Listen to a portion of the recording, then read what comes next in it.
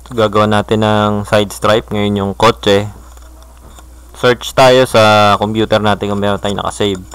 So, type natin side stripe.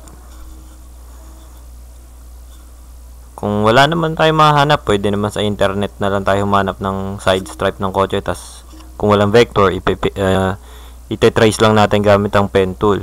Kung makahanap tayo sa kotse ng side stripe, kung mahanap tayo sa computer pala, mas okay, mas mabilis. Lalo na kung magustuhan ng customer agad yung side stripes na meron tayo sa computer. Hindi na natin kailangan magubos ng oras sa pagte-trace. So yan, so mukha namang marami tayong nakasave na file.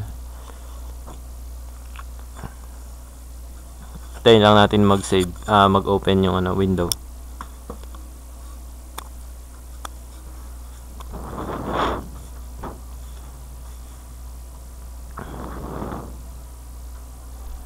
So ayan, dyan na yung mga lumitaw na yung mga file natin na mayroong word na side stripe. Hanap tayo ng design na sa tingin natin pwede natin gamitin para dun sa kotse na nandun sa Corel. So ayan, ito yung napili natin. I-click and drag lang natin papunta dun sa workspace natin sa Corel. Ayan, tayo lang natin nagre-read pa. Okay, so ayan, nakapwesto na siya. Click tayo sa Corel. Ayan. Okay, so yung nakuha natin, dalawang side na siya. Yung right and left side. Ungroup natin para mapaghiwalay natin.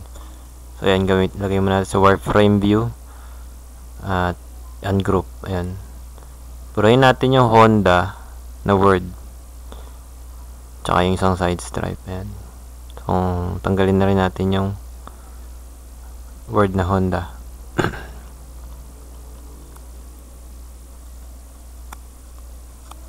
Okay, so ngayon pwesto na natin itong nakuha nating side stripe sa kotse. Nilakihan lang natin muna yung kotse. So hindi pa ito yung actual size ng kotse, dinidesign pa lang natin. Meron pa tayong ibang video para sa paggawa ng actual size ng isang kotse. So iayos lang natin yung forma ng side stripe para bumagay siya dun sa kahan ng kotse. Ayan. So ginagamit lang natin dito pick tool para makapag-resize, makapag-change ng slant ng kotse sa position. Okay, so ayan. So mukha namang okay na. Habang ginagawa natin yan, most of the time makikita rin yan ng customer kung yung customer ay nandyan ay iniintay yung design. Kung halimbawa yung kotse niya yung nandun sa picture, kung pinicturean natin yung kotse niya, pwedeng yun na mismo ang paglagyan natin yung design para makita niya yung kalalabasan kahit hindi pa natin napiprint yung sticker. Meron ng design agad, so nai-imagine na agad ng customer kung okay o hindi yung napili niyang design. So kumuha nito, ayan, lumitaw na yung itsura ng kotse. Break curve apart yung ginawa natin para magkahiwa-hiwalay yung curves. So kung gusto natin kulayan, pwede kahit magkakaibang kulay. So ayan, lalagyan natin ng magkakaibang kulay ngayon yung mga curves.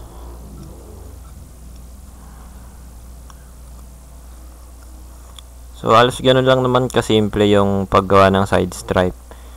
Minsan nagiging matagal lang ang paggawa ng side stripe ng kotse kapag matagal mag-decide yung customer, o kaya naman halimbawa nagpa-design na siya tapos nagbago isip niya, o kaya naman ay kung wala tayong vector na side stripe, kung makakahanap tayo sa internet tapos iti-trace pa natin. Yun yung mga sitwasyon na nakakapagpatagal. Pero pagkakamukha niyan, meron agad tayong nahanap na file at meron agad at nagustuhan agad ng customer, walang problema, mabilis lang matapos.